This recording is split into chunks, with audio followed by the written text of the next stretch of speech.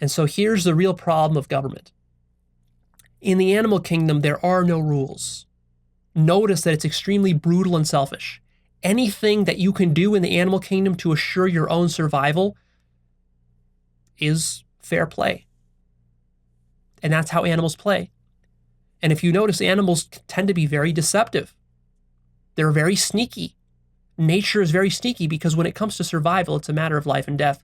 And there are no moral qualms about what it takes to survive. If you got to eat somebody, you eat them. If you got to fool somebody, you fool them. If you have to camouflage yourself and then, like a rattlesnake, bite someone in the neck from a camouflage position, bite a rabbit or whatever as he's passing you by, you do it.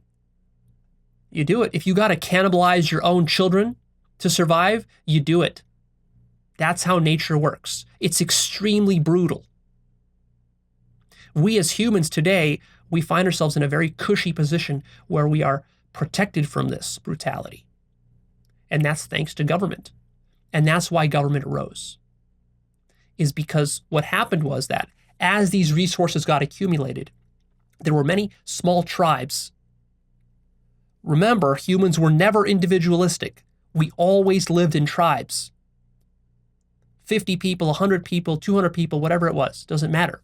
But it was a tribe, and within that tribe, there was a form of pseudo-government. There was a sort of structure. There was no individualism. When you're living in a tribe, you're at spiral dynamic stage purple. You don't even have a sense of self or personal autonomy or individuality. You are living for that tribe. You are like an ant in an ant colony. So keep this in mind, you libertarians. Make sure you get your human development right. So we have these different tribes, and these tribes start to accumulate resources, grain, various metal objects that they work, plates, pots, houses. They develop families, children, wives, all of this, farmlands, herd animals, sheep and cows and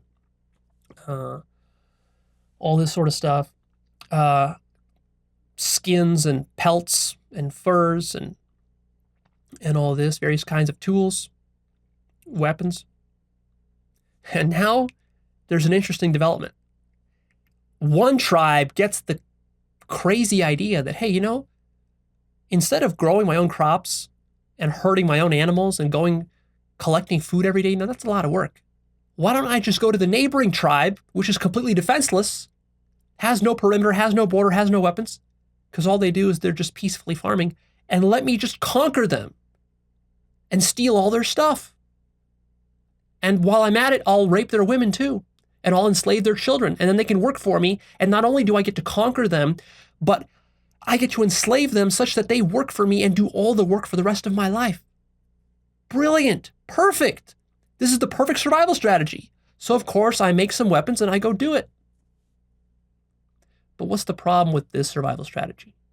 It works in the short term, but it doesn't work in the long term because there's a lot of tribes around the entire earth. There's hundreds, there's thousands, there's hundreds of thousands of different tribes.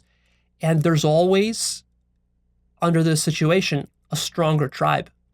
So while you or I might go and conquer those defenseless, weak people over there, we might do that. But then 10 years later, some stronger tribe comes and conquers and enslaves us and rapes all our wives. Do we like that? No, we don't like that. And then see that stronger tribe, even when it conquers us, some even stronger tribe will come and conquer them and enslave them.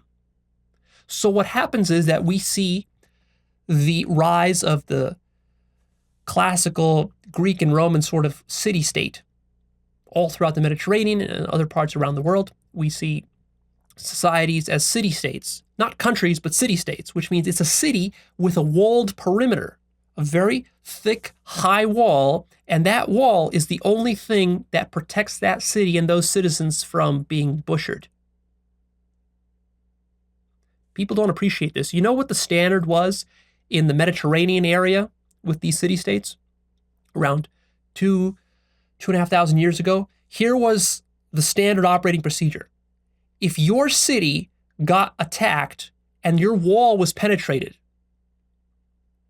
and your city was conquered, The standard rule was that all of the men in your city would be slaughtered, all of the women would be raped, and the women and the children would be enslaved. That was the rule. That was the whole point of conquering other cities, which is why you see they build these massive walls, because that wall is the only thing that's keeping you from getting raped and enslaved or your throat slit. That's human nature. That right there, I want you to understand that that is freedom. That is freedom. That is how freedom works. It's gang warfare. The most powerful ends up conquering everybody else, and it's a situation which is quite nasty and brutal, and humans don't like it. So what we looked for is we looked for systems that were less brutal. How do we mollify these extremes of violence and conquering and enslaving and thieving and stealing and raping and all of this? How do we prevent that? By creating a government. First and foremost, the government was created simply as a means of defense against enslavement. That's literally what it was. And our early governments were quite brutal themselves, because what they were protecting us from was a greater brutality of enslavement, murder, and rape and genocide. So we could tolerate a little bit of cruelty towards our own citizens as long as it protects us against the greater cruelty of what our enemies and other tribes and foreigners will do to us if we don't unify together. You see, we were forced to unify. It was an arms race. If you didn't unify, you were murdered, enslaved, and raped. That was your reality. There was no option to say, oh, well, wait a minute, guys, but what about the non-aggression principle? What about morals? What about being nice and kind? Isn't slavery and rape wrong? Don't you realize that? It doesn't matter. They'll enslave and rape you anyways. There is no non-aggression principle at this point. There is no moral standards at this point. They weren't evolved or developed yet. This is the animal kingdom. The animal kingdom is freedom. This is what freedom means.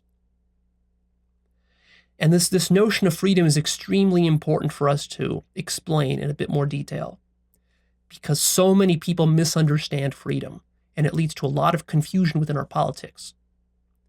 Freedom is not an absolute good, you have to understand, from the human perspective. Freedom has deep complexity to it, and it tends to be very counterintuitive and fold in on itself. So here's what true freedom means. True freedom means that I'm allowed to do whatever I want, and you are allowed to do whatever you want, and there are no rules. That's true freedom. That means if I like your wife, I can rape her. If I like your daughter, I can slit your throat in the middle of the night, and I can take her for myself, and I can make her my slave, and she'll be feeding me grapes at gunpoint for the rest of her life. That's freedom. You libertarians out there, understand that what freedom means. People get this idea that, oh, freedom is all good and it's all rainbows and butterflies. If only we had more freedom. No.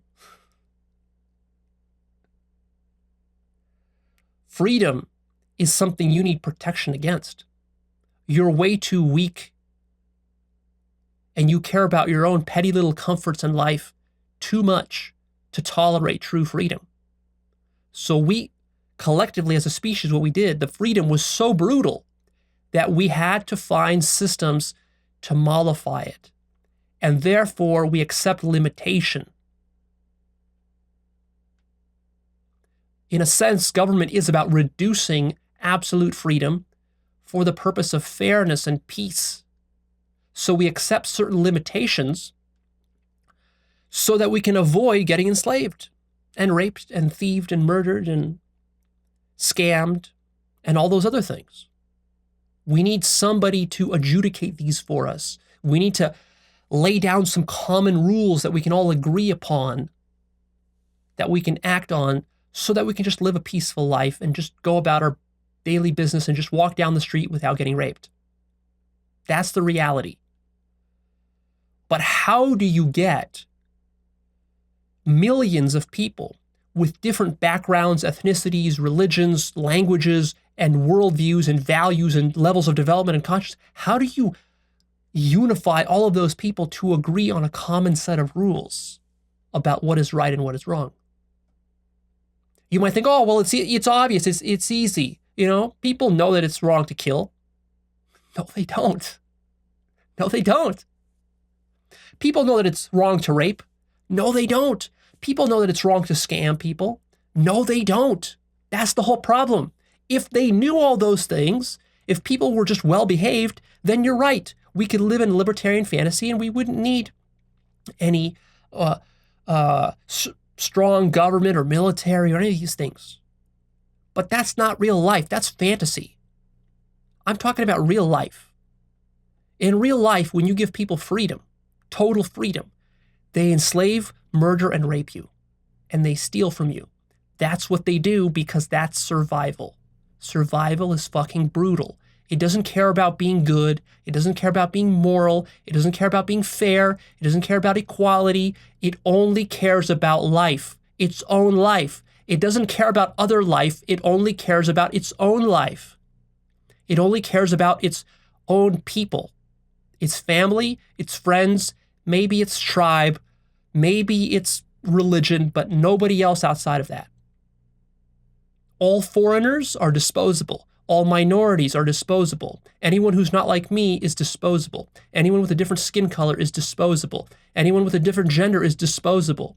This is how low consciousness people live. This is how they think. How do you solve this problem? This is a very serious problem. I want you to understand the depth of the problem that government solves. It's amazing that it even worked at all. This is, as humans, this is our most remarkable technology, and we don't even think of it as a technology.